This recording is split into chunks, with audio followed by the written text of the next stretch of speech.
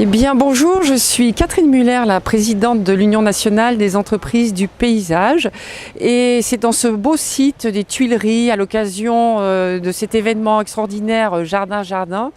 que j'ai eu le plaisir de présenter en conférence de presse le résultat de notre 6e panel au sujet, qui concerne l'Observatoire des jardins, sur une enquête concernant les infrastructures grises et vertes dans nos principales villes de France. Nous avons l'habitude d'interroger un panel donc de 25 villes. En l'occurrence, nous avons eu 21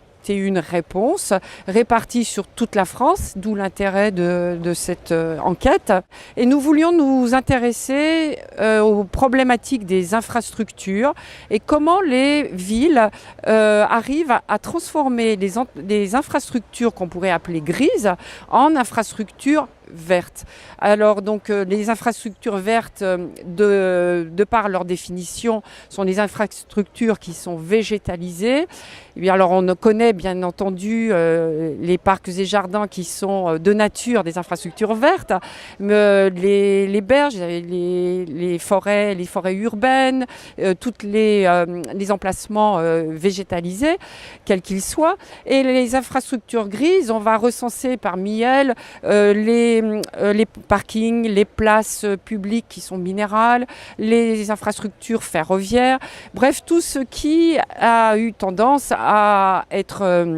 gris, comme on a choisi ce terme, et qui pourrait bénéficier d'une végétalisation intéressante pour rendre la ville, encore une fois, plus agréable à vivre, et pour que cette ville puisse répondre à ces problématiques du moment, qui sont la densification, le réchauffement, et puis les problèmes d'inondation. À certaines questions, nous avons eu des réponses qui nous ont étonnés dans un sens positif comme dans un autre sens beaucoup plus négatif. Positivement, c'est qu'on voit que les villes et les services d'espaces verts sont très sensibles à cette végétalisation et vont rechercher des bonnes idées pour végétaliser par exemple les pistes cyclables, les parkings, les places. Par contre, quand on leur pose la question de savoir pourquoi ils le font et dans quel intérêt ils végétalisent ces infrastructures, personnellement, et je pense que toute mon équipe, nous avons été déçus de constater que la problématique de la pollution dans la ville n'était répondue qu'à hauteur de 5%. Nous en tirons une conclusion fort simple, c'est que nous avons encore beaucoup de progrès à faire dans la communication, dans les effets de la végétalisation, des effets positifs en termes d'amélioration de l'air. Et